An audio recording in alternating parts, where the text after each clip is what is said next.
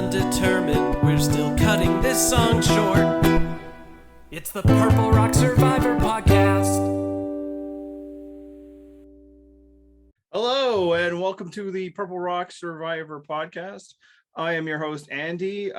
We had a medevac situation this week, so you will not be hearing John's final thoughts of the season. Congratulations.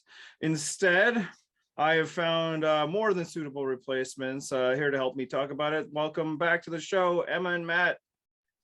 Hello, everyone. I know you all missed me. You didn't miss me, but I'm still here, so deal with it. Honestly, I don't know if we need really to get both John and I's thoughts on this, because I think we basically described everything we wanted to happen in the finale last week, and it kind of did. Now, I would argue we still need my thoughts, but we're okay with it.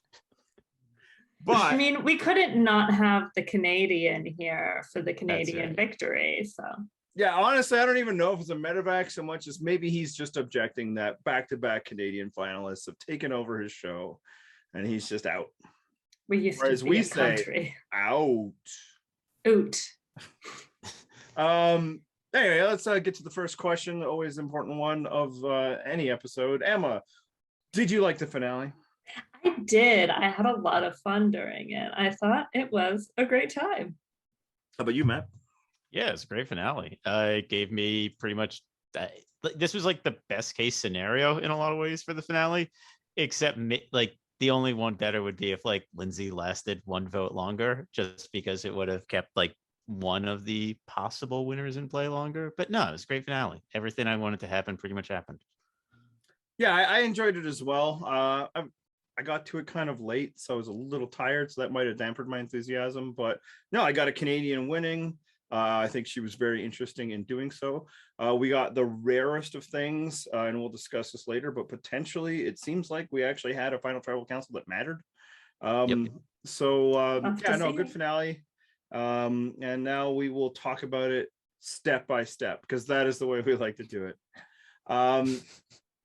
Honestly, I think one of the most interesting things was, like, right off the bat, we get back from the Omar tribal council, and we have the little Lindsay and Jonathan spat. And Emma, from your reaction, how did you receive that? So, like, okay, Jonathan sucks, right? Like, we can all agree. That's the table stakes here. Yep. But and like, it's being a, I mean, it's very much the like cliche, like, it's not what you said, it's the way you said it. Because like, he also is not wrong. Like when Lindsay's like, but I'm your ally, and I'm like, but so was Omar. Like, it's clearly not the problem. And it was almost like, I don't know. I think when it's that close to the end I think if you're earlier in the game and you get like flipped on like that, you can like kind of moan about it. But I think when it's that close to the end of the game, you kind of just have to like take your lumps and move forward, because like, what, you're gonna like turn somewhat like to the other side at that point? Like, there's a reason they chose that moment to vote for Omar, so yeah, I thought we've seen that tone from Jonathan a lot, and I don't love it, but I also was definitely like, this argument does not make sense. Yeah, it's like, I can understand why Jonathan's reaction would continue to make her angry. Of course, we're also, I think, at a point where every fucking thing he said, she was just done with. Yes. But she was completely in the wrong in this scenario. She's like, how dare you? How dare you not turn? And it's like, but you voted for me. I would have preferred he'd say more. I don't think he had nailed his point with that one phrase. You voted for me. That is the essential part of it, though. You don't get to act indignant of me not telling your plan when your plan was to remove me from the game. So it's like, the worst person is right. Yes. Yeah, no, I mean, and of course the problem is that Jonathan is so condescending here that it just, it makes you, puts your back up even more, even though, again, like, no, he's right in this instance, but he's wrong, with everything he's done leading up to this. And like, all of that is really what's bubbling up with Lindsay there, especially because she knows that now with that vote, she's next on the chopping block unless she wins immunity. Yeah, and the I other thing also no, you go. Sorry. Sorry, I also think, a lot of people seemed almost disappointed that Jonathan didn't make the final three because they wanted to see him get like wrecked by the jury and I think even more so be really bad at final tribal. I think how he acted here like gave us kind of the information we needed, that even when he like maybe was coming from it from what would be the right point, he not only like expresses it condescendingly but also just like badly, like in terms of being a cohesive argument that makes any sense. Yeah, I mean, and I also think we saw some of that as he was sitting on the jury at the reunion and in Final Tribal Council, where it kind of seemed like he was frozen out, probably because he had just had a night of everyone reaming him out at Ponderosa. And he was like, fuck these people. Well, I don't know if we can use whatever. But yeah. Yes, you and I have never sworn on the podcast before. That is, first time for everything. Yeah, and just you're right. She voted for you, but then like if you're trying to play this game with some grace, because at this point he's trying to win, he's trying to put her on the jury. A bit more would have been better, but I know like it just shows kind of like the hot topic like button it is for some people, because some people in comments were just like, he's awful again. It's like, but yes, but he's right. She was anybody else like that. So for me, it was like, a dumb fight for one. Oh, it was a very dumb fight. But the worst is from Lindsay, and I think because she's just being completely hypocritical. Like that would seem to be her only move this episode, was to just be let's see if my sadness and indignation will carry the day. It did not work, and I wonder if some of that is also an extension of her in that moment. It's not just angry of being on the bottom. The anger is pointed this way, not at me, to be clear. She has to be angry at herself because her big fuck up is what led to this. Yes. If she had played that idol, Jonathan, I think, would be gone. And we kind of, John and I didn't quite get there because, I hadn't fully worked out the revote, but he would have gone to a tie. And yes, Maryanne and Mike have more votes than Omar and Maryanne, Omar and Lindsay would. Because it's really given just what we see in this episode and the very next day, I'm not convinced that Maryanne votes out Romeo over Jonathan. No. Why would Maryanne cut Romeo loose? Maryanne knows at that point she needs to sit next to Romeo. Yeah. She might not be able to win against two of everyone else that's remaining there. And also, like, she almost throws like her game away because she wants to get out Jonathan instead of Lindsay and emotion. So like in that moment, when that comes down, I think Jonathan's gone. Omar is still in the game. Lindsay still has a good amount of power, but she screwed it all up. So, yes, that's, I think, more what's happening here. And then it's just the smuggest guy who she cannot deal with anymore because she's been putting up with it for this whole time. And if you need to read more, read her exits. Yeah. So I get the frustration, but you're wrong, Lindsay, and you lost. Yeah. I mean, and that's where you pinpointed the moment it all went wrong for her. She plays her amulet on Omar, and I think Lindsay's saying at final three. I don't. It's hard to imagine. Yeah, I think she's just. Well, I guess 4. Like, you never know what happens with fire or whatever like that. That's true. You never know what happens with fire, but the target's at 5. She's not one of them. Yeah. Omar's one of them. Mike's it's either Omar or Mike, because maybe Omar wins that challenge, right? He's he's proven ability at puzzles. Yep. Maybe he actually also can solve a word scramble and gets an advantage. So he's immune. So then he moves on. In that case, Mike is going to get voted out because Omar has the idol nullifier. Yeah. That she let to walk out the door. Apparently. The story that the show decided we didn't need to know about. Right. If Mike wins immunity, then the target is Omar. It's not Lindsay, and now she's in the final 4.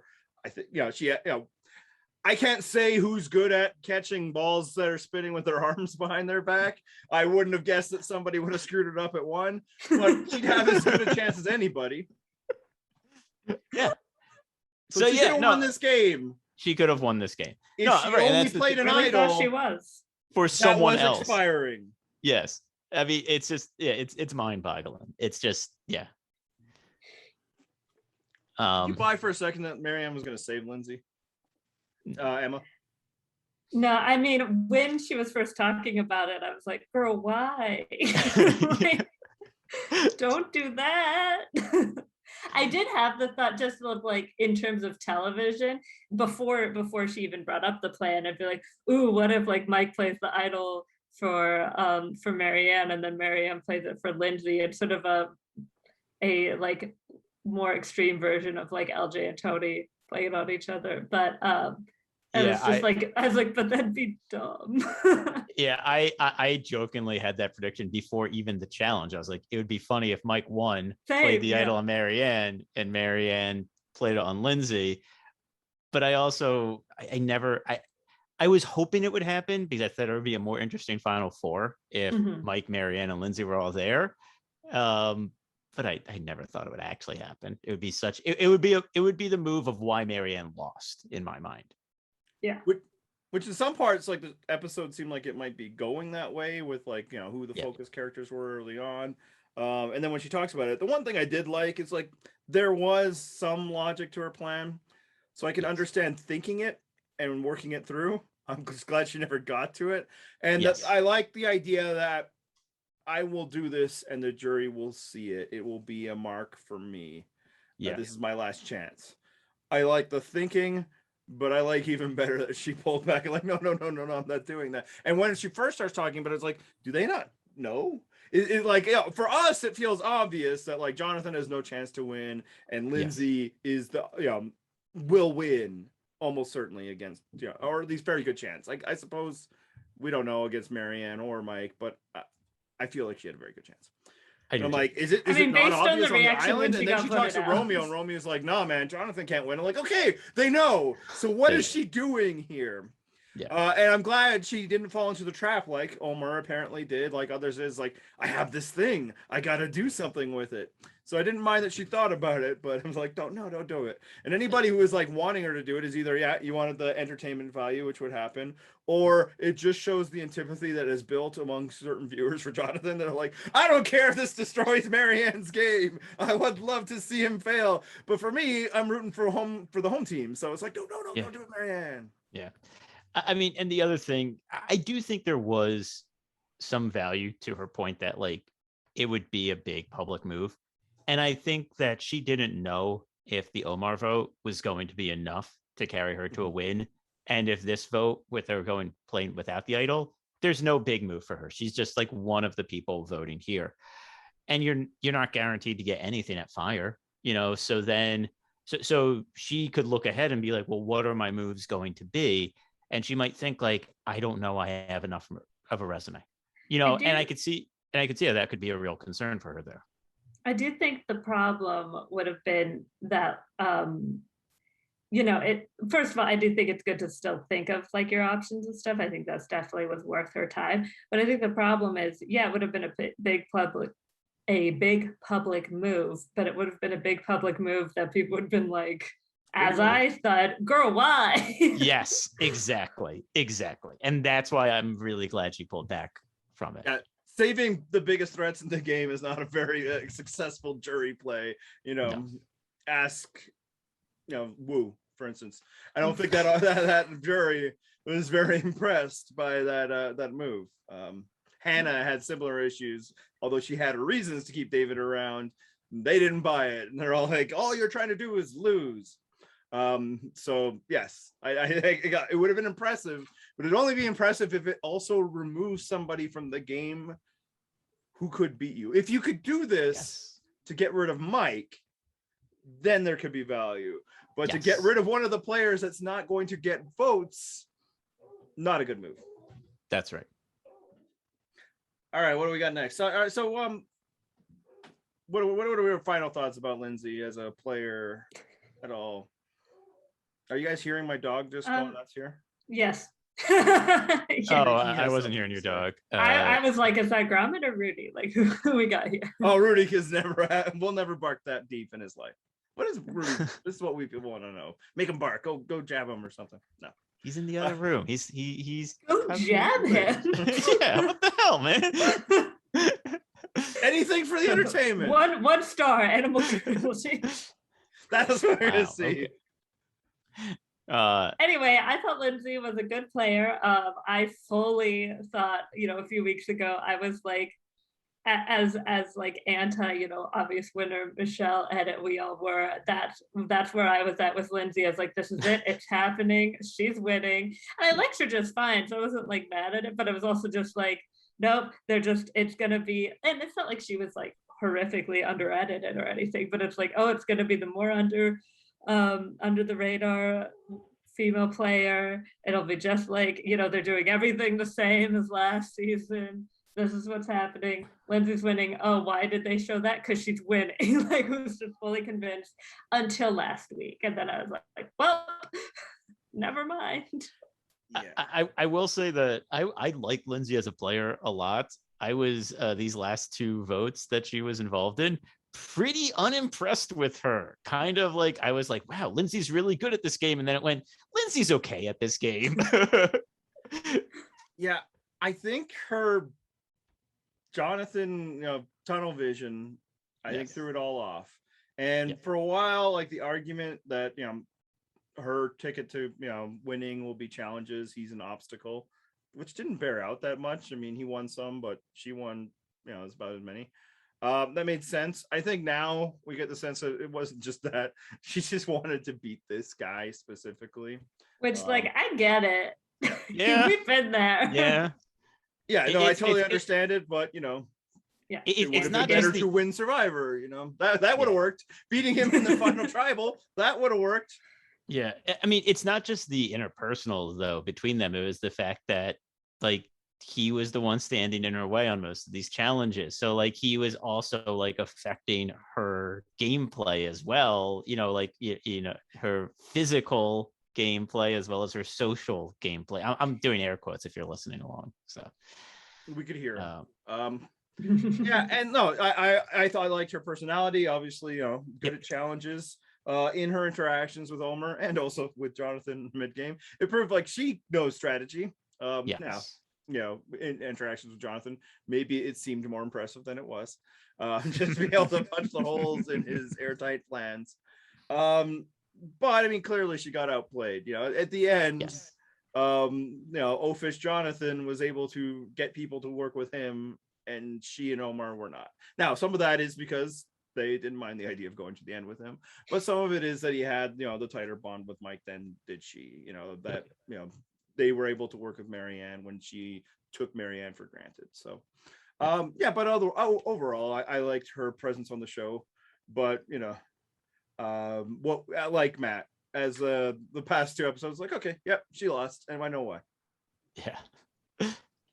I don't feel that she was hard done by the show. I think she was the author of her own fate. Yeah. So did you guys feel like Mike was going to win at any point this episode? No. I know John some did. people You did. were like I game did over not. right away, right? Yeah. When Lindsay got voted out, I was like, okay, Maryanne won. John did. Me and him were DMing a bit, and I was mentioning just that. I was like, this is a lot of Mike this episode. I was still leaning towards Maryanne at that time, but I was like, this is a lot of Mike for a Maryanne win. And John was like, oh yeah, no, I think he's winning big. And I was like, it's not quite my read, but okay. So Yeah, I mean, my and he's not feeling here to was- defend himself. My feeling was, okay, it's open. Like, it could be either, because I do feel like at the beginning of the episode, it was shining a lot on Mike. Now, some of that is because he won the challenge, so that helps. He also wins fire making, so that helps. But it did, like, we got in like different perspectives from him. The question always remained throughout was, what is he going to do at Final Tribal Council? Because, and this is again a missing piece of why I wish they had told the story of the nullifier, because last week it seemed like he was this cutthroat player, right?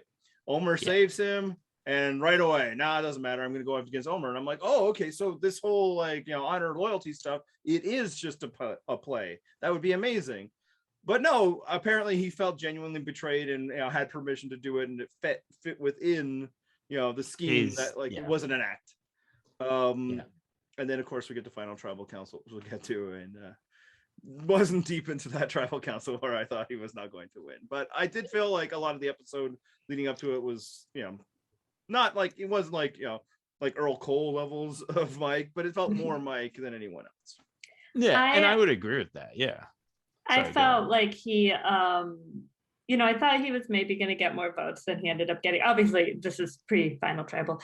Thought he could definitely pick up a few votes, and they're really setting him up as the option, like someone who would be a threat. But and I could see why, like in the game, like if you were there in real life, why it would be someone who you thought was winning. But I just didn't see it happening. It just was like, no, this is Maryanne. Like it's just like that's what's happening. I mean, I think they were legitimate to feel it in the game, because if you believe the jurors, he was going to win until that moment. We'll get to that. More unexpected was Romeo winning a challenge. How about that, huh? Oh my god, that was hilarious. It was so good. I mean, I did when that was the challenge, like we saw, I was like, oh, this is not an automatic Jonathan win. This could go any way. Now it ended up he did pretty well, and I was like, well, the ones I remember winning this are JT and Jeremy, who definitely are like strong people, but in theory it could go any way. And I was like, oh, wouldn't it be so funny if Romeo won? And then like Mike and Maryanne were out so quickly. Wouldn't it be so funny if Romeo won? And then he did, and my husband just laughed and laughed and laughed. He could not stop laughing. It was delightful. I think at that point he was even like, am I rooting for Romeo? But there, for him, there's some, there's East LA, Salvador, there's a lot going on there. But it was fun. It was delightful, just especially because even though it wasn't like an automatic Jonathan type challenge, because Jonathan was the last guy remaining, it's just beautiful. I mean, it was also just like the entire episode to that point was Romeo just demonstrating over and over how bad he is at like all the aspects of Survivor. He had an epic episode. He saves himself at Final Five with a fake idol. He saves himself with immunity. Listen to his exits. He was in danger. He did not have just basic immunity either way. I mean, but it's God, that fake idol, like that was the worst fake idol play I've ever seen in my life. And we've seen some bad fake idol Good for you, man. I loved in the exits just everyone very kind of gently being like, yeah, we didn't think it was real. And frankly, we didn't expend much mental energy because it didn't fucking matter. It was like, even if it was, whatever.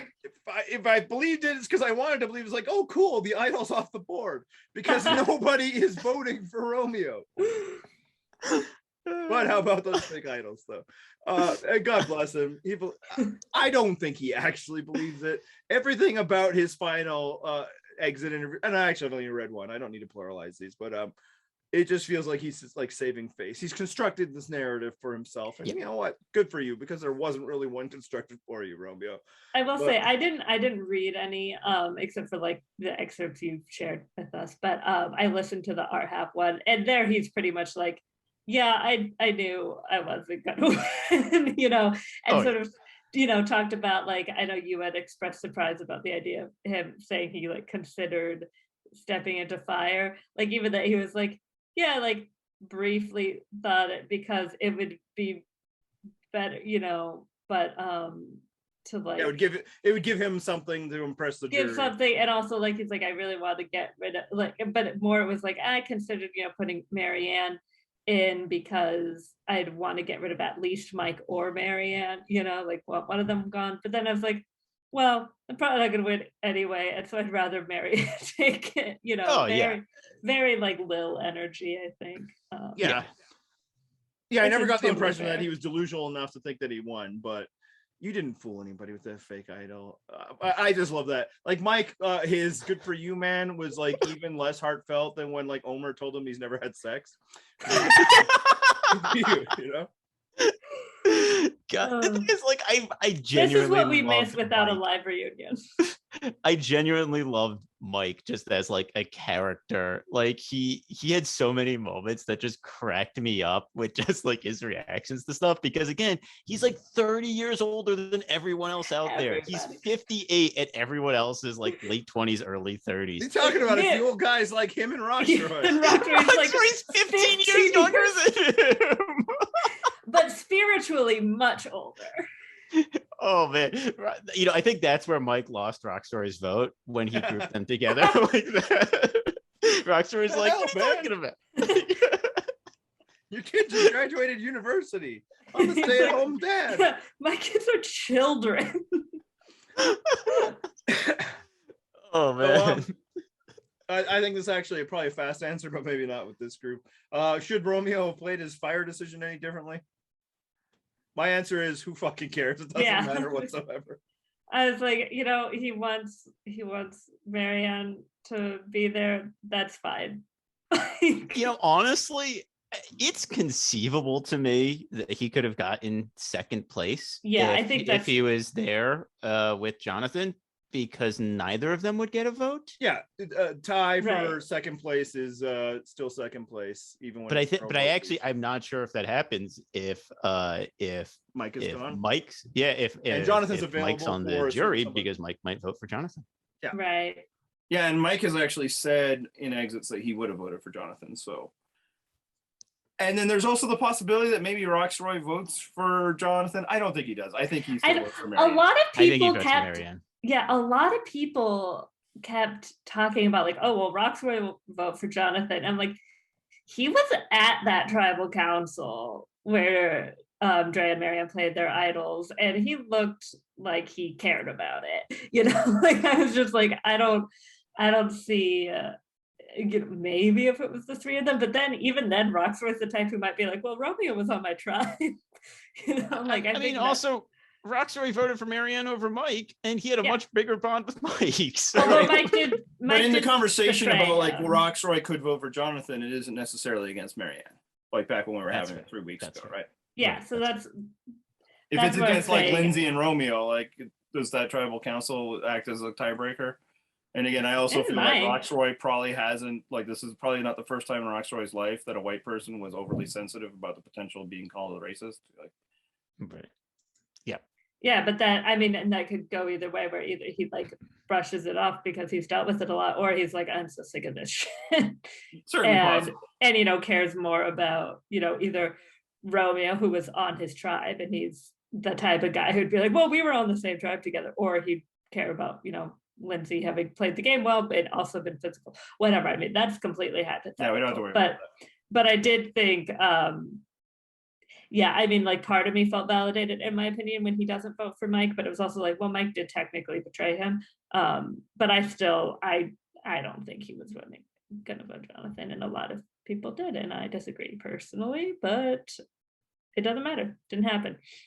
You know who didn't vote for Roxroy? Like vote him out? Jonathan. Anyway. Hey, speaking of, Nor Lindsay, nor well, he did Maryanne. vote for Lindsay. Oh, it's Yes, still that's unclear true. if he was Actually, aware no, that- that's why I think if Lindsay had been in the final, I think he would have voted for Lindsay, because it would have been like RC and Lisa Welchel, because he said he voted for Lindsay because he's like, oh, this girl's playing, like she's really smart, we gotta worry about her, and that was like a warning shot to like get people to think about her. So I think he would have been like, see, I was right. Yeah, I People don't buy always it. vote for the winner that flatters their game the most. That is the one truth of jury votes. Mhm. I just think he didn't know the names of the different people he was voting. Lindsay, And I love Lydia, Roxroy. whatever. I'll just split the difference. All right. Any other thoughts about Jonathan? I mean, look, he sucks, but it was still kind of fun to watch him in challenges. Like, that's my only thought on him. That's it. Yeah, he did very well in that final five challenge, but I was also like, the puzzle's gonna screw him Oh over. yeah. And it did, and he was just staring. Like that actually I thought was interesting, because you'd think like I'm a big competitor guy would, keep trying, and he just fully gave up. Yeah. Had to root on his main man, Mike. And I was very surprised Mike won that challenge. I'll be honest, all season long, like from the time that his other job emerges and then that tribal council, I just haven't had the energy to really care either way. And that's, nice for me. But lately, Survivor's big utility in my life is the one place that doesn't make me feel awful. And I wasn't going to let this bring that in. So I'm glad he didn't win. It was really awesome seeing him compete in challenges the first part of the season, and then he just wasn't getting his gang. So what are you gonna do? Did you know that he usually eats a lot of calories? It was, I mean, like that was a good running bit. Just him talking about how many calories he was losing was just. I really liked where you could tell that he's been talking about his diet a lot, because other people think from home. Oh, is it 18 eggs and 9 slices of cheese? Mike brought him to the final reward, and he basically said, well, this guy's not been getting a lot of calories lately. I really thought he was about to pick Romeo in that moment, because he's like, this guy's been feeling pain. I was like, wow, yeah, Mike's gonna take Romeo? It's like, no. Wonder if he had another one, maybe Jeff gave him that second one. I did think that was smart of him to ask for another one, even if it's not gonna absolutely look. Yeah, it's like, first of all, doesn't ask, doesn't get, but also to make it look like, maybe it would have been me that he wanted to take next. Yeah. I thought Mike did a lot of smart things throughout the entire game. Yes. Just didn't admit it. And so this is also, look, I just said this, and I really feel this way about every season. You vote for who you think, who winning would flatter you as a juror. And one of the problems with being 30 years older than everyone on that jury is they think of you as the dumb old guy, especially with Mike's persona was kind of like, oh, I'm I'm just like the pal. I don't know a lot about stuff. I'm just asking you questions. He also has an underclass accent, and people just always associate that with a lack of intelligence. Right. And I think that a lot of people, if he didn't own up to the game he played, which was, in my opinion, a very good game, they're like, oh, well, this guy just got lucky. And it's it doesn't flatter them to be beaten by this guy that they don't think is that smart, that got lucky and beat them. And I think they were looking for a reason to not vote for him and to vote for someone else for those reasons. And Maryanne gave them plenty of reasons at that final tribal council, because she had a great performance there and she articulated her game really well. So and he did a really good job. Sorry. Yeah, go on. Yeah. I have written down final Romeo thoughts. Let's not waste time with that. Let's just get into the final tribal council. Yeah, let's just get into it. Yeah. Savage. I mean, look, and that's my perspective on Mike. I think that, or really my perspective on the jury vote, which isn't to say it's wrong, because I think Maryanne played a good game, and the final tribal council is a really important part of the game, and she nailed that, and Mike didn't. But if you ask me what type of game I want to see winners play more often, it's Mike's game. I don't necessarily always agree that final tribal council is really important. I think most of the time it's completely irrelevant, in part because I also think there are very few examples in the history of Survivor of good final tribal council performances. And maybe that speaks to the environment pre-change and post-change, that the people that are deciding aren't really deciding, and thus they don't really care about the discussion going on. Even Maryanne herself in her exits was saying that she was waiting for an opening to make that final move, make the reveal of the idol. And it almost didn't happen. They went into overtime, it sounds like, because nobody actually cares to set you up to do what you want to do. However, it was really thrilling that this time I genuinely believe that it was won or lost at final tribal council.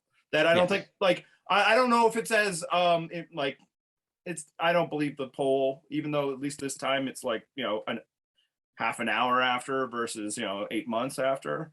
I don't know if people were like, I was going to vote for Mike. I think there was like, I was willing to vote for Mike Yes. if he had done, just the thing that High told us leading in, which I kind of felt was going to be the case even before we got that really well edited segment. I think there's also people like wanting to vote for Maryanne, because why wouldn't you? She is incredibly delightful, right? Yes. Well, they're like, I'm not just going to give my vote because I liked her. I need to know more. Mike did not give them what they needed, and Maryanne did in spades. What do you think, Emma? Yes. Yeah, well, first of all, I think what you're saying about the timing and stuff, which is also something I'd heard.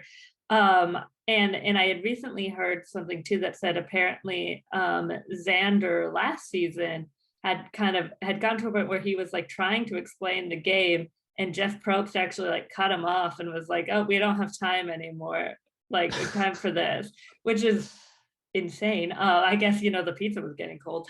But I think while I generally haven't been like against the new jury format, although certainly the pattern we were in before this last season was a little suspicious, I think that kind of highlights one issue with it, is when you have one jury member come up and ask a question each time, how much time is left, like, Yeah. and sort of like I think, and sometimes, they are going to set you up, right? But I think about in like millennials versus Gen X, where I don't think Adam was necessarily even like planning on explaining his situation, but Jay, the one person who knew about it, kind of sets him up to be like, hey, like, it's okay to like tell people this, in a way, that if you're just like having the like discussion the way they do now might not happen. And there are more important, examples of that. Like imagine if Maryanne hadn't been able to showcase like her idol and stuff, that was such a big moment of that final tribal. So I do think they need to, I don't know how, besides going back to the new format, but I do think they need to like do some, at least actually like at least give them opening and closing statements again or something, because they need to have the opportunity to express what they want. Sorry, there's a siren if you can hear that. They need to have the opportunity to express what they want to express about their game and not be beholden to the questions and comments the jury is asking. Like it's great when they, it's a great and important part of the game that the jury like expresses themselves as well, but they need to be able to like be like, here's also something I wasn't given the opportunity to talk about. And it's weird that they don't have that. Yeah. So I didn't know that issue about the timing. I hadn't read those exit interviews. But yeah, I agree that in light of that, I think some sort of concluding statements would be really good. I actually don't think that openings are that good. I think the jury usually leads off with a question that is basically an opening statement anyway. It's usually like, tell me about like either this portion of your game or tell me about like things you did well, which is where you're going to go with an opening statement anyway. I have generally really liked the new jury format. I think it leads to more interesting discussions, less kind of grandstanding, though there's still plenty of grandstanding. It's the jury. But I do think that you get kind of more, insight into what they're looking for and kind of some of the disconnects between what they're looking for and the players. But yeah, I mean, that moment by Maryanne, like, I think she was winning before that. That may have won her another couple of votes, though, because like that was a huge moment. The jury flipped out. I think it eliminated any doubt in the minds of those who were still wavering. And it was just like, oh, wow, yeah, she was playing that game on a whole on that extra level that we couldn't see. And that's great. That's all we needed to know. Boom, my vote. I mean, just look at how excited they were with, Romeo's bullshit fake idol. Like, they're just hungry for something. Yes. And yeah, no, I maybe she wins without it, but I think it clinches. Like, okay, we know now, no more questions, because it does sound like from exits that they asked for time. Like, Brett and Jeff was like, okay, we know. It's like, we don't know. Whereas, yeah, on the one hand, if the story is true, Xander might have gotten hosed. On the other hand, that guy wasn't getting any votes. So maybe Jeff is like, no, I think we are done here, Heidi. But yeah, and I don't know, because when it was jury, I do think your point about like time management is right, but I would argue that's not important. And just regular tribal councils, you'll take 90 minutes, 2 hours if you feel like you need it. Take all the time here, because there was plenty of in the older format where like people never really got a question. Other than every once in a while, my question is, how dare you? I would also prefer final statements, but I think the reality more often than not is these people are terrible at giving them, and they wouldn't add a lot of value. Like I would like, if I was there, I would want a final statement. Imagine that. I would want more opportunity to say what I want to say versus what people want to hear from me. But for the most part, I don't know. I think probably a lot of them were like, outwit, outlast, outplay, So I'm guessing that's why they got rid of them. But I think they haven't tried them in this format, Right. They got rid of them in the old format, so it's almost not really relevant. I do think this jury did a good job. Yes. And I think like asking good questions, but also like almost guiding it. Okay, so that's not it. Try again. Because as soon as Mike answers Tori's question, he was done. It was over, right? Game over. I don't know if I want to make the reference in this podcast. I did. We got some older listeners. Anyway, I've already ruined it. But like they did like coax it out, and then at least later he's like, I'm hearing it now. I think it's too little too late. But at that point I'm like, well, maybe he can claw back a little something, and then Maryanne drops the bombs. And it wasn't just her playing the idol. I think that was the big moment. That was the clincher. I think when she explained the Lindsay thing was a big deal. Yes. Because it shows, the thinking, and it shows like honesty. Like because she doesn't have to tell anybody. Nobody knows that she was gonna like, maybe Lindsay knows, and that softens the blow that she didn't do something, but nobody knew she had an idol at that point, that she had an option to do something for Lindsay. But going through that and that like vulnerability and honesty about like how I was going to screw things up, but then I didn't. I think that was really impressive for the jury, and more importantly, impressive for me. I really like that moment. Any other moments you guys liked out of that? I think it was, so like, not only, I think it's just like every question Maryanne answered, she just was like very clearly like satisfied with herself, and I don't mean that in like a bad way, but just was like like, and that's that on that. I actually, I've seen this brought up on the internet in general, but it kind of made me think what you were talking about with Mike, even like in terms of his accent and just like how he's perceived, is that Maryanne is in seminary school, where I assume you're learning to like lead a church service. Probably, yeah. I mean, we're not the people to. Andy's probably the closest person of the three. Yeah, except I wouldn't have let a woman do it. I don't believe. So. Wow. Okay. But that's at least like my assumption. I don't know what else you would be learning to do. And then Romeo, like, I mean, it's not like he's a pageant contestant, but I would assume a pageant coach at some point is also going over the interview portion, from what I've learned from Miss Congeniality. And so that probably means he's like pretty aware of public speaking, and like Romeo's drawing dead, but I think he had a pretty solid tribal council. And then on the other hand, Mike is a retired fireman who owns his own like rug doctor business. So, which is like fine as a profession, none of that is bad, but in terms of having public speaking experience is less than ideal. And so I think, you could tell just his lack of ability to like articulate his game, as well as obviously the fact that he clearly like didn't even realize that he maybe wasn't like playing this like straightforward honest game, but also more importantly, that the jury would prefer that he wasn't. Well, even if it's true, they don't want to hear that. So I mean, he was always going to get hurt if he mentioned the like high vote, because at that point I'm sure everyone knows at Ponderosa what really happened there to a point. Apparently some of it they learned when they were watching. Sure, but at least have interesting, like yeah. a little bit of an idea that, you know, maybe that was more of Omar's move than his, and that he just kept only like bringing up the Roxroy vote. Yeah, the that was Roxroy bad. vote was like, It's like, I don't even think if you anyone, didn't vote for him, it wouldn't have mattered. no one cared about the Roxroy vote, except maybe Maybe. Roxroy. I Right. mean, I'm not sure about that one, but yeah, like, like no one cared about that. Everyone Except cared for about obviously the bigger context of it, but that wasn't even really the issue at hand, you know, in that instance. So I'm gonna cop to something here. Until you brought it up, I forgot that Romeo was a participant in this final tribal council. That's on me.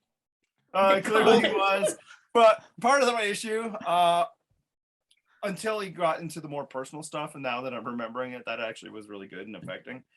The only thing he seemed to have to say in this 3-hour finale was his like pageant comparison. God, he brought up like the pageant stuff a lot. Yeah. And like not just Final Tribal, like the episode. It was very much like, yeah. Was this Did you know he was a pageant coach? Was this season somehow like pageant coaches versus blank? Like that's how often it was brought up. And I don't mind doing it like one time. Most people often like, this is what I do in my life, and this is how I would never do that because I don't view myself in terms of my profession. It would be weird if you did. Yeah. Oh, I can. I'm gonna write a really good email to get me. And I can say that because our jobs are similar. But yeah, that was all they got from the guy, and I'm like, is that all they got, or did they do this guy dirty? And they just kept running it. I suspect though that if they had anything else, they might have used it. So it's just like, oh yeah, no, it is like you're Yeah. I get it. And then when he talked about like what coming out and all that, then it's like, oh yes, that's right. Yeah. I remember this is when I really liked you, Romeo. Yes. Yeah. But I've forgotten that he was in front of the council. I mean, I just want to say for the record, I think he did well enough for the tribal council considering what he had to work with. Like, you know, he didn't have games to point or games. He didn't have moves to like point to and stuff. But I thought, you know, kind of explaining his situation and like going like the fact that he was in a power position in the early part of the game and how that kind of disappeared for reasons like he didn't really understand, which like same. And I'm gonna have someone else talk so we don't hear more sirens in the background from me.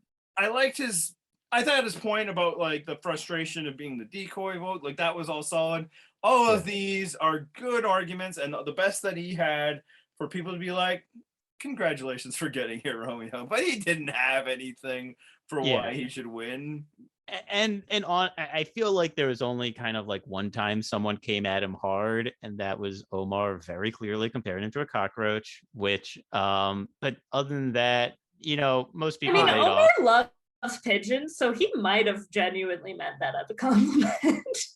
Omar doesn't like dogs and loves pigeons, so who fucking knows, man? Okay, well now I'm out on Omar. No.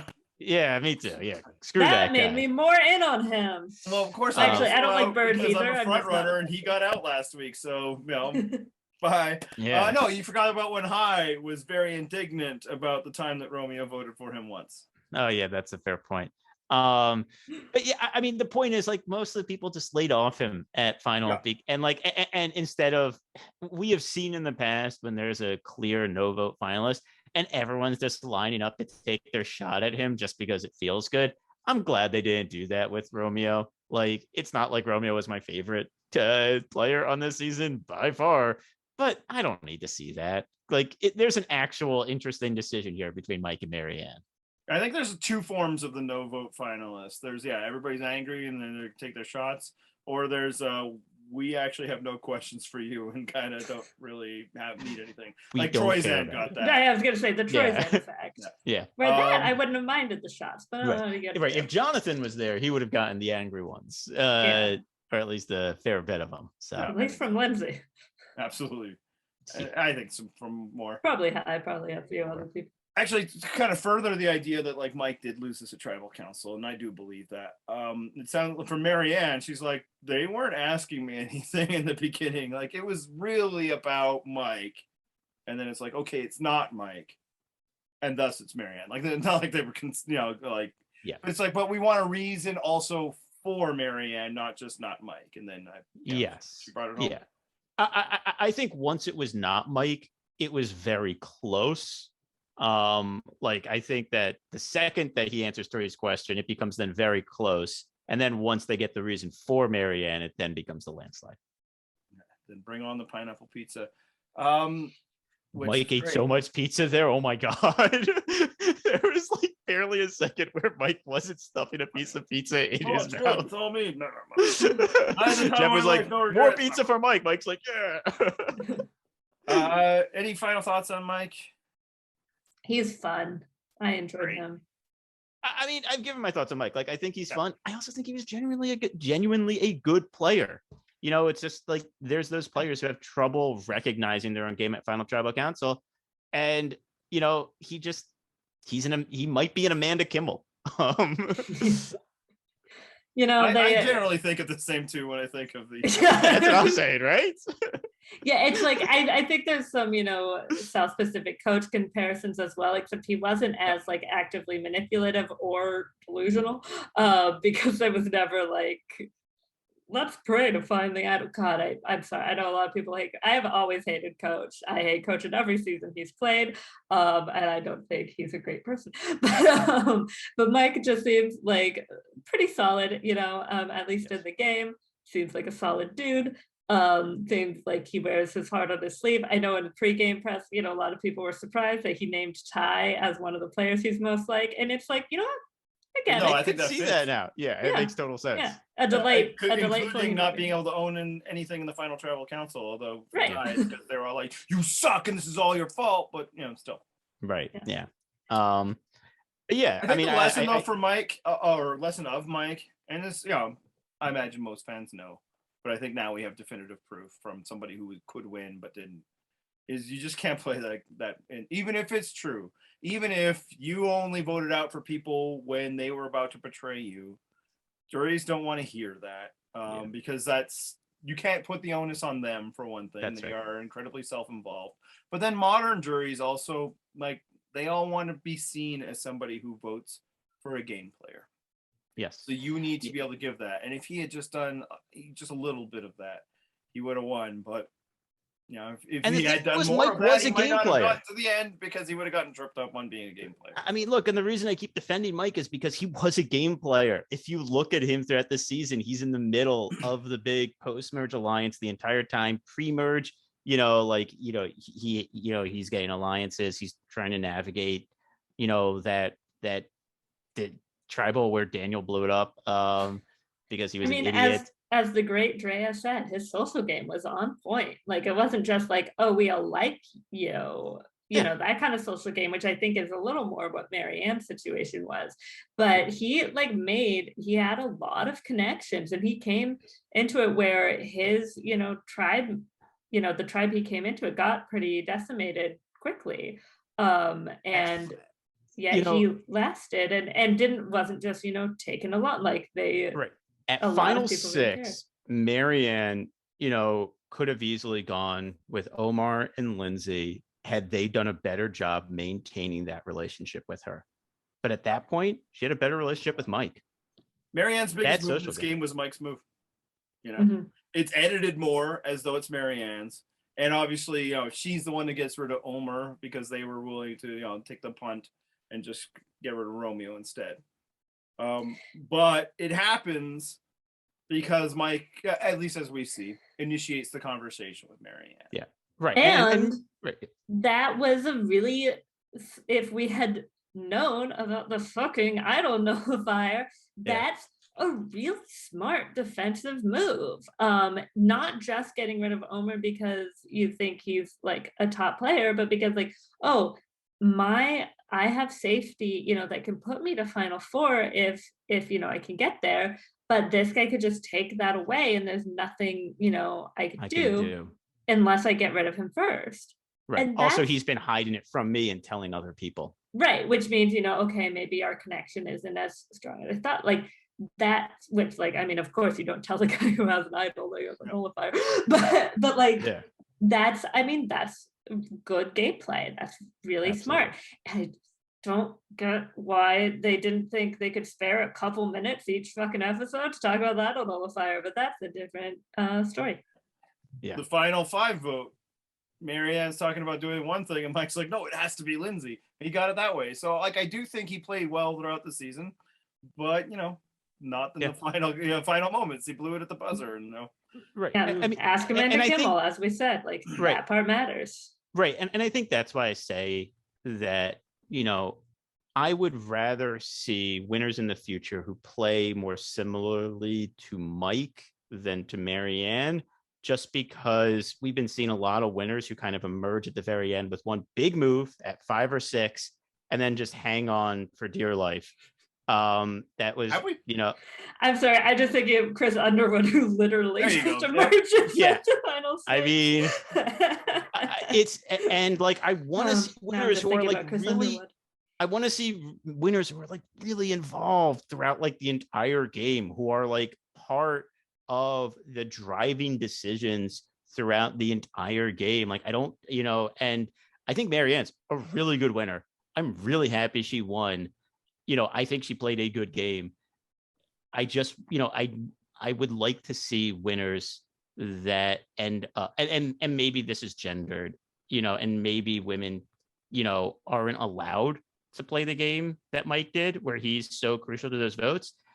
But I don't think that's entirely true. But that's something I was thinking about. So clearly my favorite types of winners are also the ones that have control for long portions of the game, in part because this isn't a game that's really built for you to be able to do that. Eventually you usually get taken out, so I find it impressive when they are not.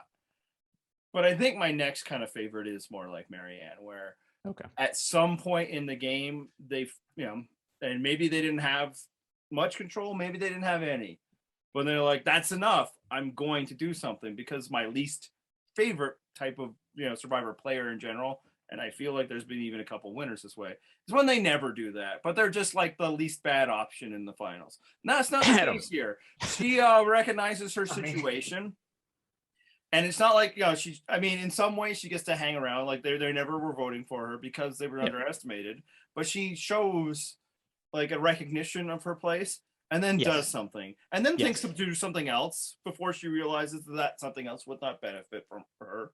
And then of course she has that big moment. So like a Natalie Anderson started a little earlier, but that's also like a satisfying form of this. Yes. Way back when, like Danny Boatwright, that was satisfying. When upon a rewatch, it's a little less satisfying. Yeah, she kind of got lucky there at Final 3, but but it's probably also at least satisfying to see her. I imagine, I haven't rewatched that, but I imagine on a rewatch Steph plays even worse than she did then, because our opinions on a certain word have changed. But honestly, the rewatch, like when I did the end game, Raph comes off like actually terribly. I remember him being like great, and I'm like, you moron. Anyway, he totally blew it. Well, he's got Wheel of Time at least. But so from that perspective, I really found, because it shows that you can do it. There is time. Maybe not for every player, and sometimes players, back themselves so far into a corner that the perception will never change. But Romeo, if you do something, if you recognize that your current situation is not a winning situation, do something about it. Because I'm not impressed that you got second place because you're tied with no votes, or third place or fourth place. I'm impressed if you win. What did you think of Maryanne's win, Emma? I thought it was fun. I think, I agree. We're obviously like a game where someone, played pretty hard. I think that's why I would have liked to see like Drea or Lindsay, but obviously when you're playing hard, you often people know. If they don't know, then that's an issue as well. But like, I would rather under the radar turn. What the fuck is going on in my neighborhood tonight? Jesus. Apologies if you can hear that in the background again. But I would rather under the radar with some splashy moves at the end than under the radar the entire time. Yes. Right. Yeah. No, I totally agree. And that's why I'm saying, like, I do like Maryanne, and I think she's a worthy winner, like, because everything you guys said is in 100% true. I don't mean to in any way take away from her win. I'm very happy she won. And like you said, Andy, like, I hope people that are on the bottom take Maryanne's win as a, like, I have to seize the game at some point if I'm going to win. Yeah.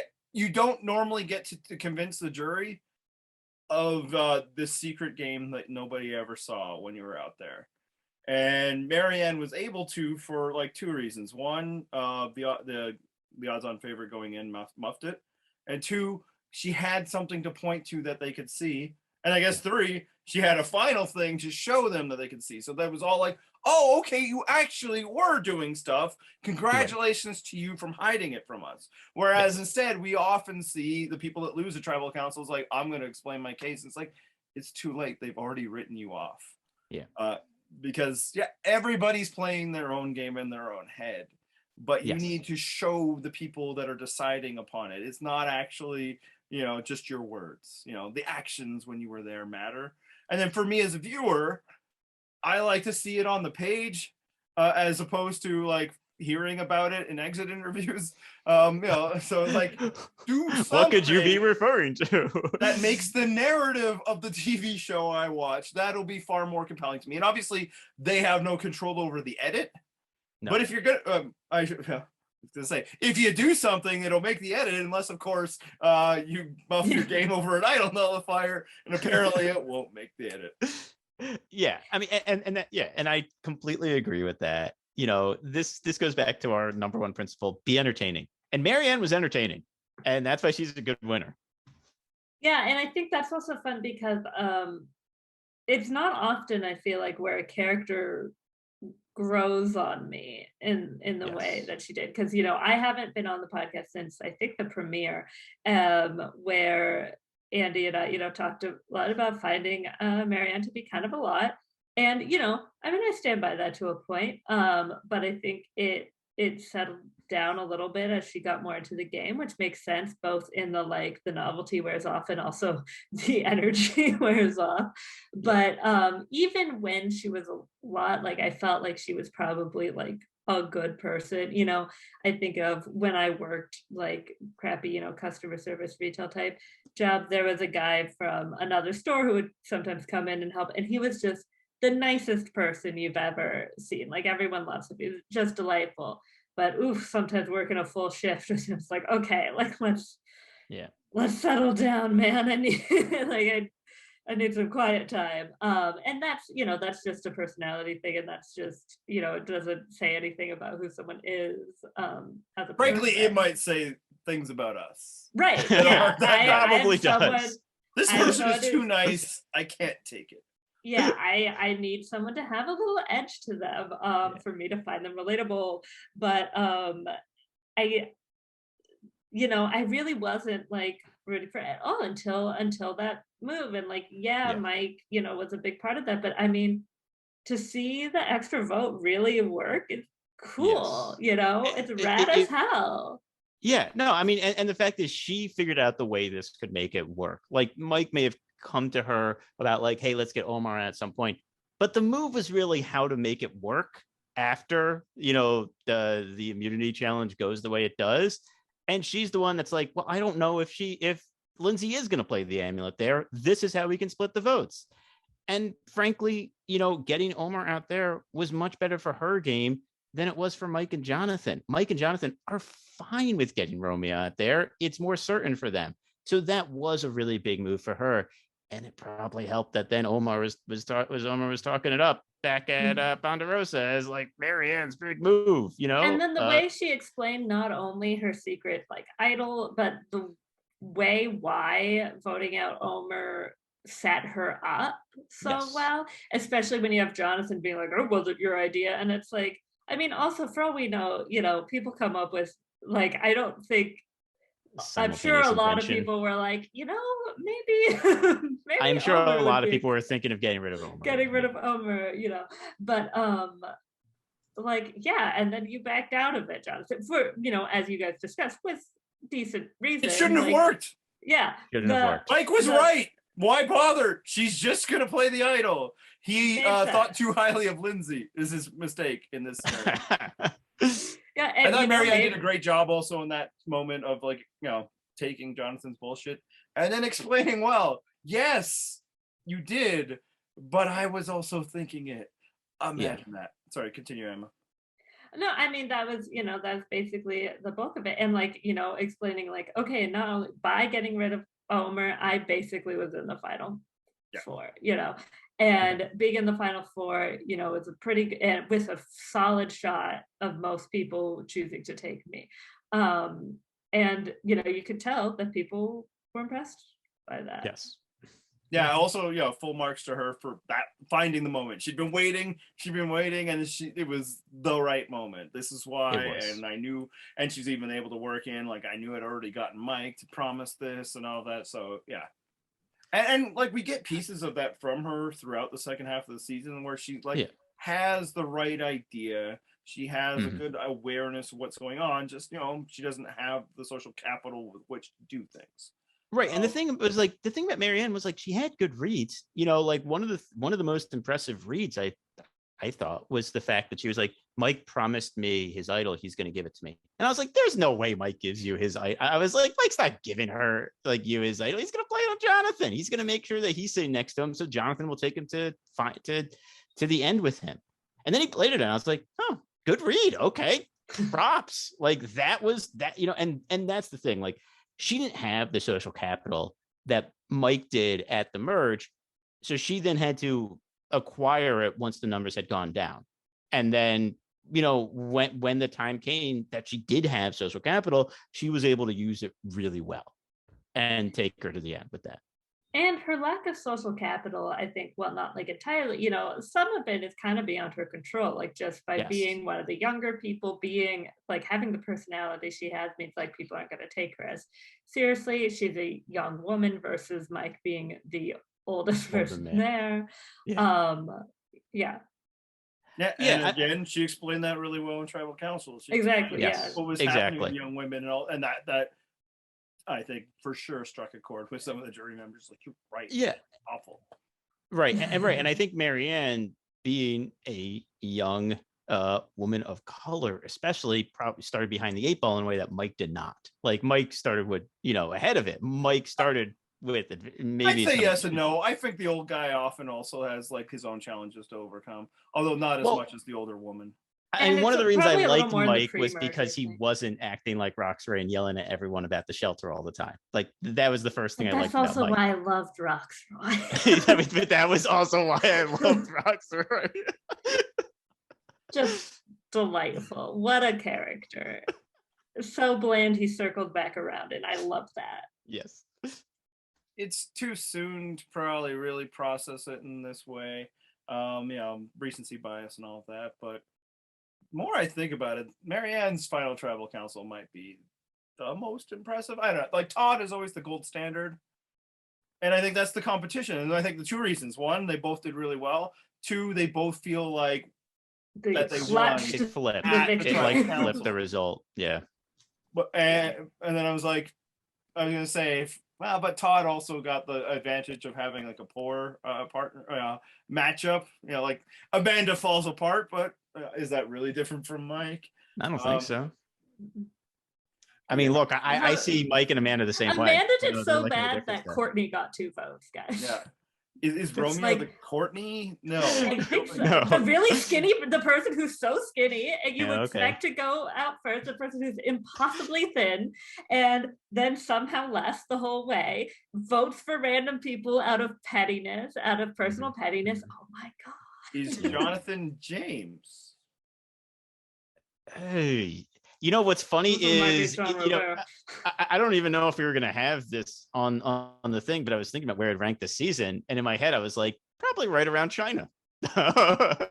So, yeah. Before we get to the season as a whole, let's talk about the very last thing that happens on the season, this episode, doing the idol reveal on Island, and then the special. Now, obviously, last season and probably the vote reveal.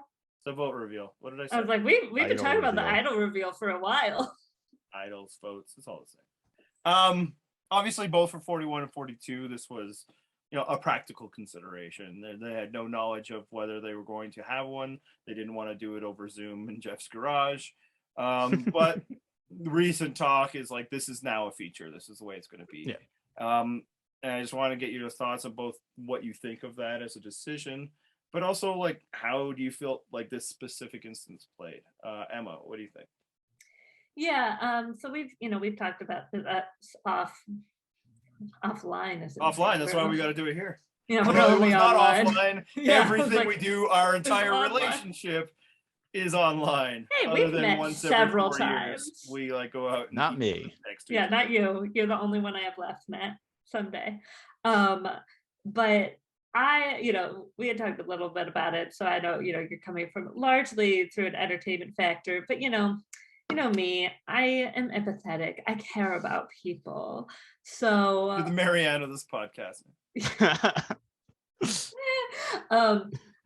I don't love it. Like, I mean, I don't hate it. It's not gonna like ruin the show for me, but I think it's a lot, it's not like the reunions have been good, right? So I get that, but also and like it's saving money, but also the fact that it saves money is part of the reason I don't like it. I was like, let the pre-jury people get their $10,000 appearance fee, man. Let them have like a fun little party. Also, I want the post-season tea. Like, let's be like, ooh, Zach and Maryanne. And she'll, she did this on the our half thing instead, where it's like, oh no, we're like, yeah, because of this, we're really good friends. But like I want like, let's have Jeff awkwardly ask Omar if he's still a virgin. But really, Omar, propose to your girlfriend. What are you doing? Yeah, She's so cute. Like, we saw one thing, she's really cute. Like, what's going on there, Betty? But not that that's the only reason you should propose to someone. Just saying, I don't know what he's waiting. It helps.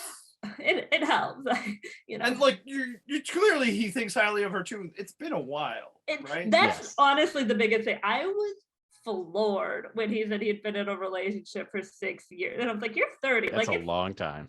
It's that's how long. Maybe vet school is a big part of that. I mean, that's what I went. I was like, we dated. I think we got married after 6 years, and like that's after that's first of all not following the same rules he was, and like being like 22. Anyway, I like and like there are pre-jury characters who are like fun to hear from. Like, let's see maybe some of that personality Lydia showed on social media. Let's find out Daniel's whole deal. And I also just think it's nicer to the contestants. Like, this is so much for Mike to have to process, and he did it really well. He was so gracious and kind to Maryanne and stuff. Also, I don't want to see these people eat. What are we doing? Gross. Let them have dinner first. Like, what could it be the next day? Would that kill us? Like, let them take 41, yeah, because they were freaking gone. I think they had to clean, the gas. 42. Also, speaking of like, can't they have a shower? And then on that note, Jonathan, do you know about Real Clothes? Like, Oh, come on. He doesn't. His outfit looks like it was made by Oolong after they won that reward. What is happening? What is happening? It's all the beachwear. Take him to a big and tall store. I don't understand. Anyway, that has nothing to do with that. But yeah, it's not my favorite thing. It's not like a deal breaker, but I don't love it. Matt? I like the fact that it actually felt like we had more questions answered. Like normal reunions back in the States, it feels like, okay, here's like one interesting question, and then we're going to talk about Boston Rob hawking his book, or we're going to go to this kid in the audience. That's fair. If there's less Boston Rob time, is it or we're going to go to this kid in the audience. We're going to do this. We're going to, and like we don't get many questions about the actual game. Here, it actually feels like we did, like the past 2 seasons, it felt like we actually were able to like have discussions about the game.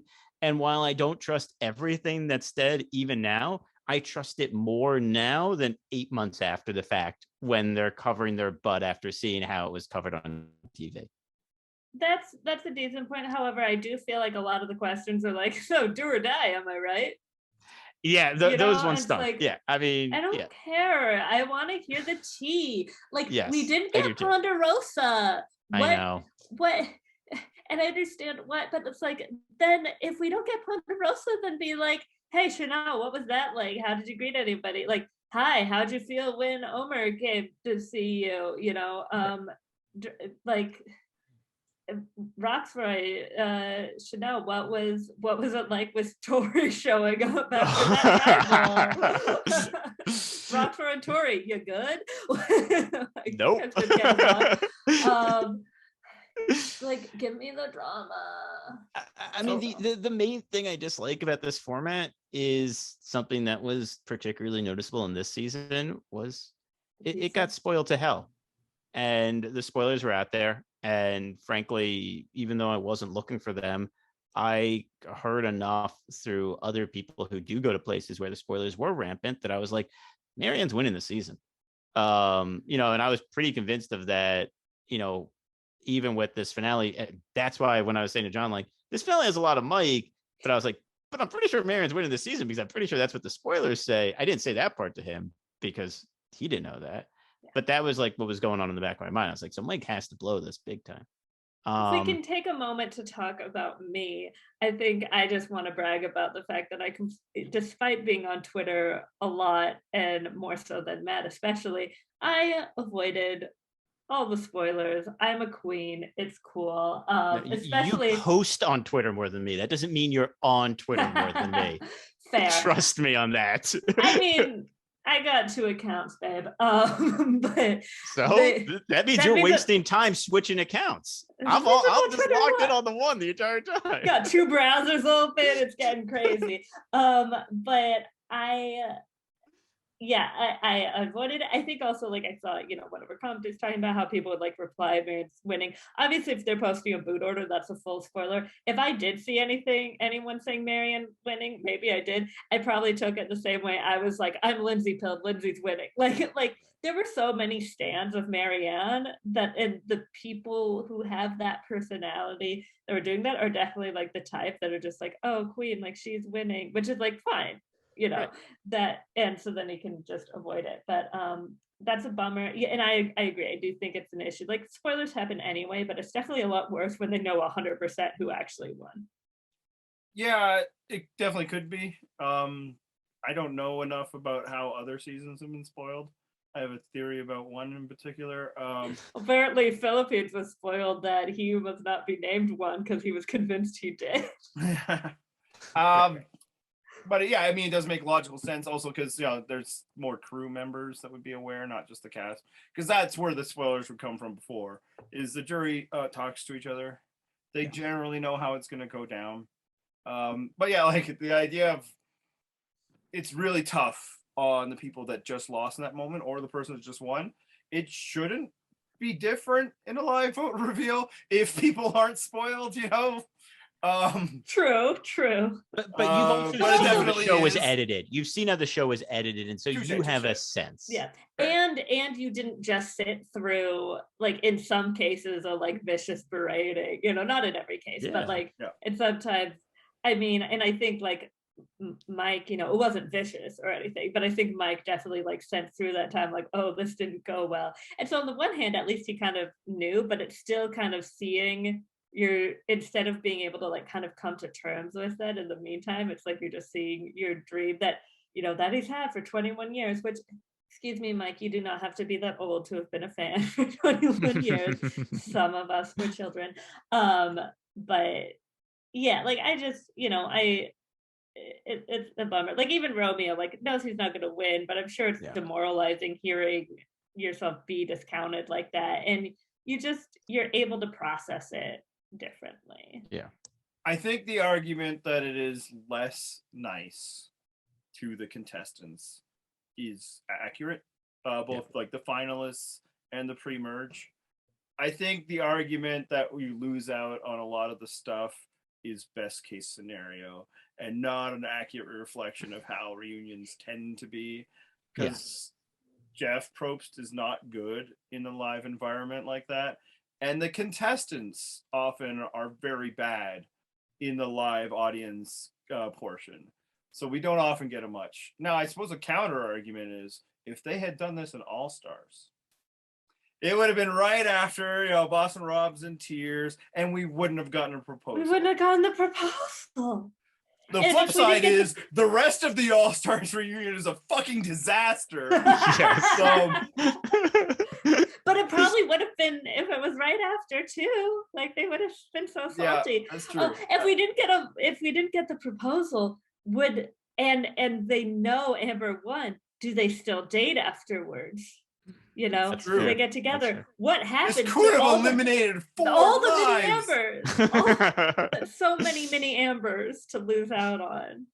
Yeah, no. So I think arguments are fair on either side, except let's not pretend the reunion was good. That's my whole take. The reunion has been terrible, probably forever, but certainly for a long period of time. So Yes. any change to it, I can't argue. Since the biggest change I've wanted to it is get rid of it as a piece of content. I think they should still have the party. I think they should have the live viewing. That would be nice. People get to come to Disneyland and hang out. That's where I saw Todd Herzog once before China. Is going to Disneyland before the finale aired. But as something I need to watch, it's almost always terrible. And I felt this one was not terrible. I don't know if it was good. But no, I would agree. It wasn't terrible. What I would like to see is what this format is like with an actually bitter jury, because that could turn me very fully against it, because I could imagine that being really excruciating to watch. We get through a tribal council of a bunch of people that need to get the fuck over themselves. And then we have more, so. Yes.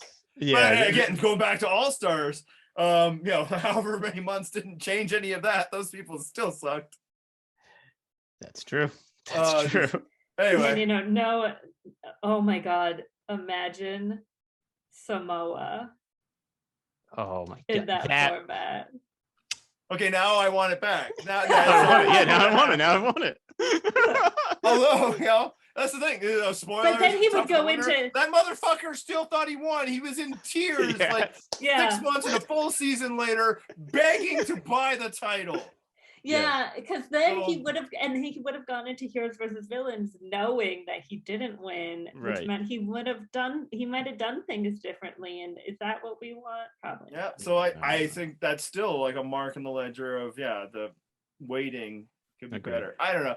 Yeah. So I think my basic take is something that's terrible can't really be made worse. But maybe if it can't be made better, we should at least make it less bad for the people participating in it. But as always, my thoughts are with the person watching, not the person's experiencing. How do we feel about the season? So you were thinking it was around China, so I'm guessing that's high praise.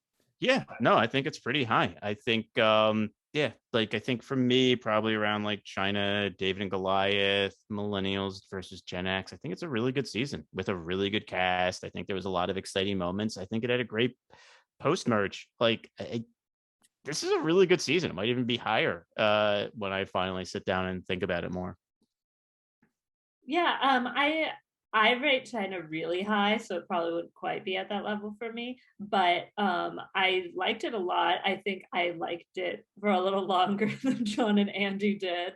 But I would always rather a average pre-merge and then get exciting. But I think, I thought the cast was great. I've heard Rob Sesternino bring this up a lot, which I thought was an interesting point that made sense, that it's 41 maybe had higher highs, had individual cast members that were better, but as a whole, this cast just gelled better and had better chemistry and made more interesting gameplay as a result.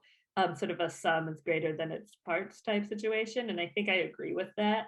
Whereas I think there are good characters, but maybe not quite as many standouts in the same way as 41. But I like the season better than 41, and I think it's definitely top half. I hate ranking so much, and at the end of this cycle, the worst thing is that I know that they're going to make me try to do it again, And so many of these seasons I haven't rewatched. I don't remember what I think about Vanuatu, man. I was like 14. You don't think much. Just leave it where Yeah, it you is. don't think much. It's fine. Yeah, like and various seasons like that, like, you know, oh yeah, maybe I probably should have had Thailand lower. I don't fucking remember, man. Just get in the region. Don't be the commenter who complains, how dare you have this at 38? It is clearly 37. Yeah, and it does. I'm not I a think, commenter. I'm a staff member. excuse me, I'm clearly a fellow commenter.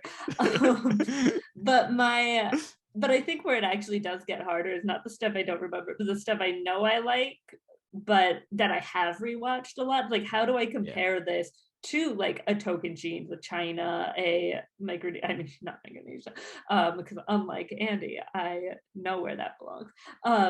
But you know, I know where you belong. But you know, it's hard. Hell, Matt. Hell. You looked very confused. Needed to help you out there. You don't believe in hell. What the? I don't believe in a lot of things. Hell Like is Andy. Survivor Nicaragua. Anyway. Oh, this is going off the rails. But you know, that's what we like, right?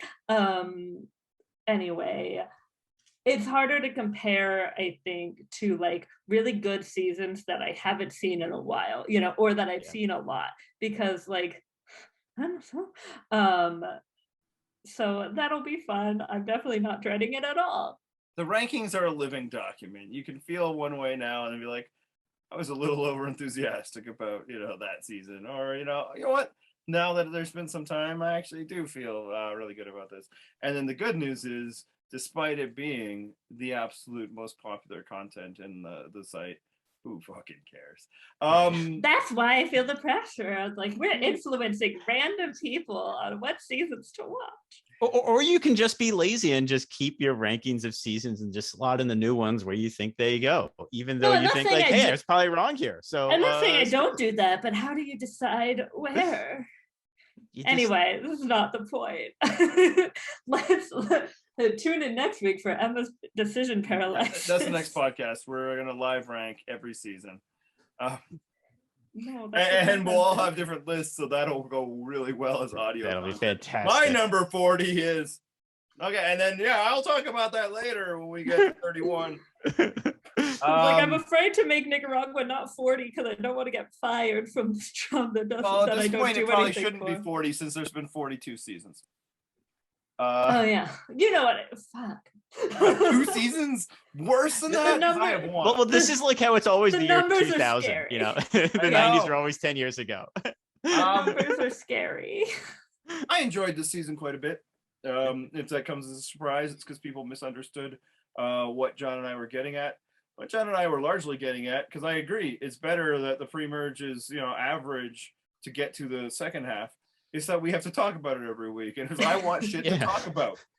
It was a me issue more than that. And everybody's like, no, I'm having fun. Cool, you podcast for an hour, but if they do, don't send me a link. I'm not listening.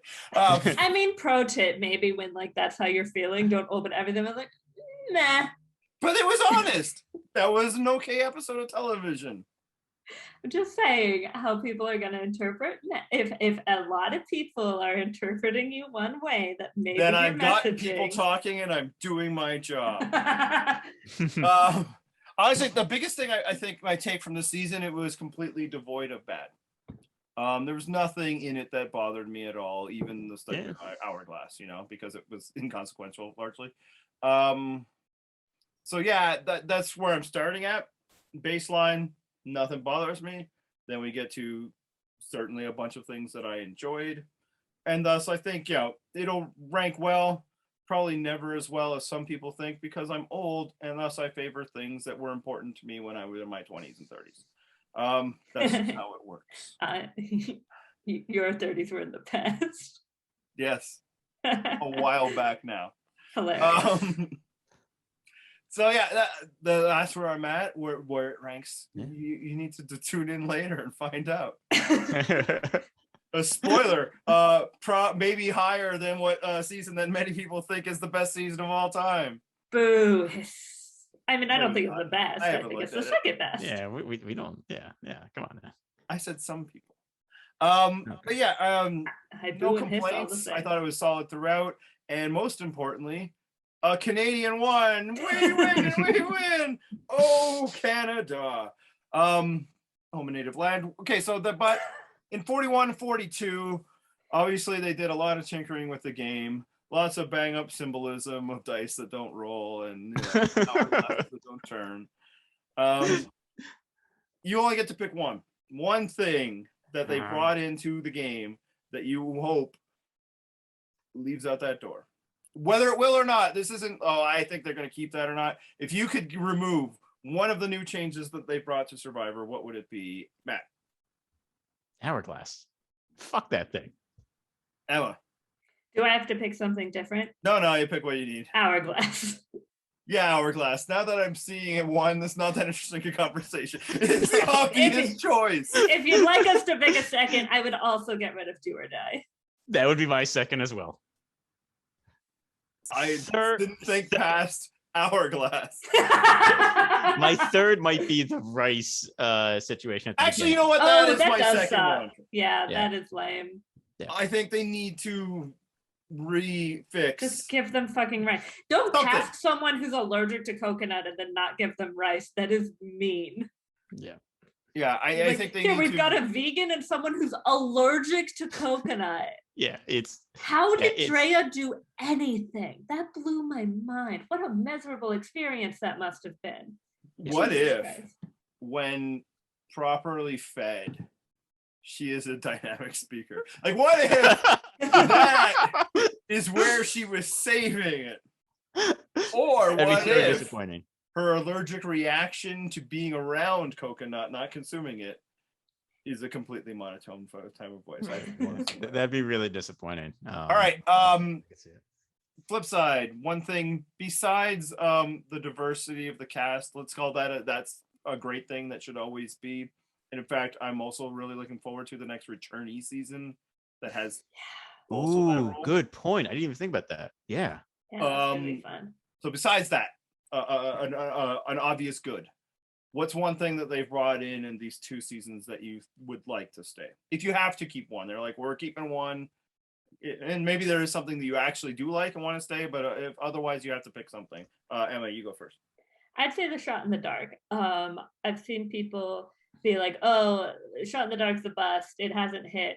I don't care. That's not the point. I don't know if I even want it to hit. I mean, maybe it'd be exciting, but I think it makes things a little more complicated, and that's fun. It gives them something else to think about and to consider, and it makes people do less, like, it's just more complicated thinking and more splits and various things, and more vote splits mean more chance for someone to fuck up a vote split or fuck it up on purpose, and like, who doesn't love that? So that's my answer. Nat?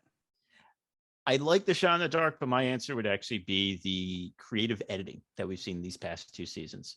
Stuff like flashback. I wasn't thinking about that kind of thing. Stuff like flashback. He found a loophole. Stuff like flashback, stuff like the way that they edited the jury before final really tribal liked council. that. I love that. That was great. That was so good.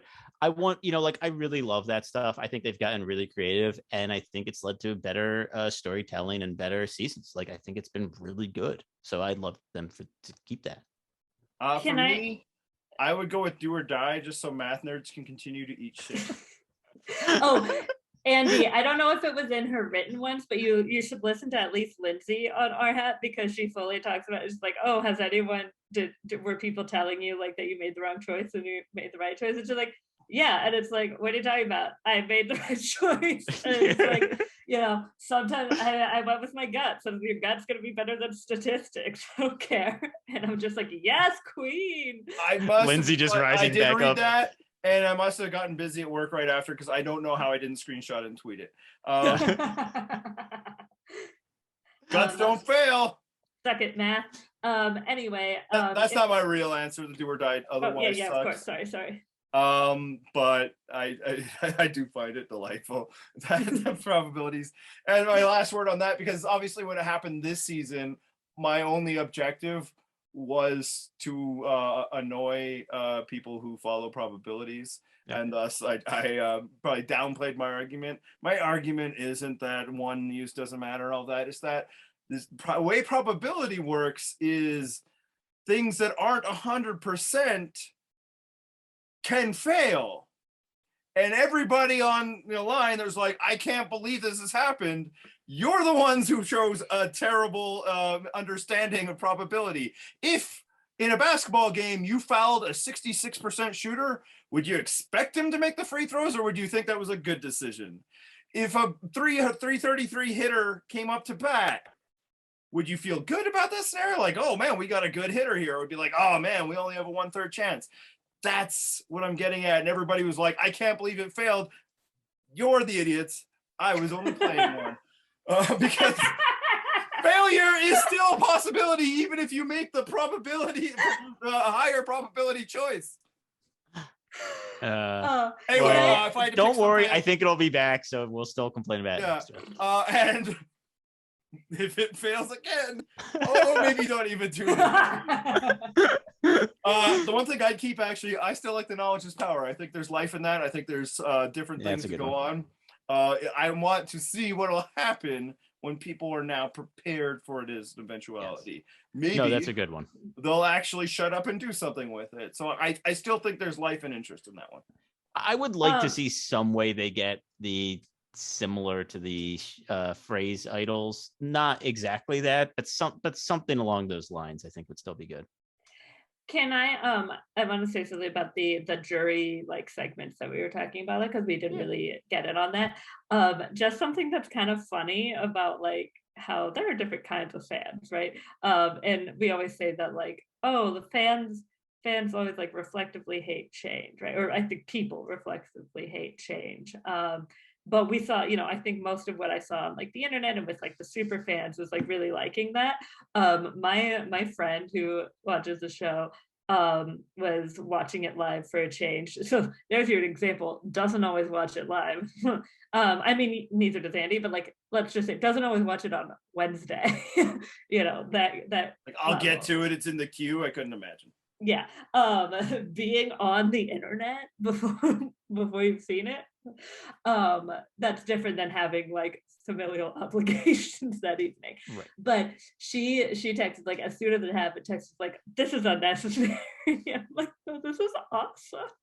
I love it so much. Like I think it's ironically really helpful for the people who aren't the like what we consider not the super fans, but would consider themselves super fans, like the Facebook fans, I imagine if we had this for last season and they could see what people thought about Xander and what they expected from him, to really understand, like that means like even if we were someone who like really thought Mike was gonna win and like had a great, ignoring like editing or like various stuff with Maryanne, like as much as we knew, like the reason we knew once he answered Tori's question that he lost is because we had heard from so many people what they wanted from Mike. Now I could see some people being like, well, that meant it wasn't in suspense. And it's like, at this point, the suspense is not the issue. I want to know the gameplay and like what's being valued and stuff. So I really liked that. Yeah. And it's a much better, it's like it's nice. I mean, obviously it's not the whole cast, but it's like a way less boring version of the like rites of passage in a way that you kind of get to remember who else was there and stuff like that. Yeah, I like it as a thing. I just say they don't need to do it every season, because I used to watch the Jury Speaks videos that this is basically the edited segment of. Right. Sometimes you watch those, it's like, wow, they were never going to vote for anybody other than this person. So if they can't edit this into like, there's still an interesting head-to-head going here. And like they clearly ask everyone, all right, if you were going to vote for X, and then you watch it, it's like, those people were never going to vote for Michelle. Specifically in Winners at War. I was like, going to say. Tony played a great, the real game, and Natalie played the hell out of the Edge of Extinction in that game, and Michelle is also there. So yeah, and I'm guessing that's also what the Omar content was, or not, sorry, the Romeo content was this season. So as long as they can, piece it together so that it looks like there is a contest going into the final, half hour of this broadcast, keep it. If not, scrap it. Although I wonder if that in itself would become a spoiler, like, oh, we got a blowout here. Yeah. Although when there's a blowout, you usually kind of know it's coming anyway. Oh, I wasn't hanging on the edge of my chair for season 30. Yeah. Any other thoughts on the season as a whole? I want Ponderosa back. I like knowing how much weight everyone lost. One thing that changed from this season, and hopefully that it was totally, completely just a logistical thing, that they weren't sure that they'd get those producers off the island. I do hope that Ponderosa comes back for the times that I'm able to watch it. I feel like this would have been a really fun cast for that too. So it's a bummer, but I do think it might have countered the narrative that was out there. Is like, hey, look at this cast; they're all getting along so well. Because apparently, that was not accurate. But I also find that they can edit around those things. One thing with Ponderosa, and I mentioned this in comments.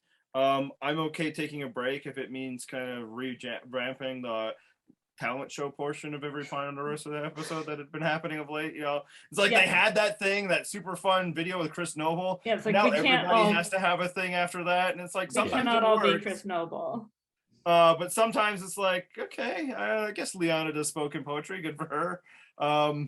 Or Shan doesn't understand that this sea chanty is supposed to be self-effacing as opposed to I am the best, I am the best, I'm the best. I don't know. I think that was pretty telling. Yeah, it was very revealing. So maybe that's a bad example, but I found as some of these went on, it's like not everybody has a thing, Survivor. Let's just let's find out what they're eating. Wasn't what's her face? Ashley from like the most boring person from the most boring season. Heroes, the Healers, Hustlers. Her thing was like needing to find a thing. Which actually is kind of fun. That works on a very meta level. Yeah. All right. Now, do you have anything else to say about this season? And by you, I'm referring to the listeners, the most important people here. Well, a second. You can do so on our website at purplerockpodcast.com. You can comment on Twitter. The show is at Purple Rock Pod. I am at Purple Rock Andy. You guys are? I'm Purple Rock Emma. Purple Rock Matt. Subscribe, like, all those things. We'll be back probably when the show is back. I don't know if we have any plans for the off season. So, this, brief respite in the week from the existential horror that is everyday life is gone now. So long, Survivor. So long, listeners. So long, Maryanne. Let me hit the theme music.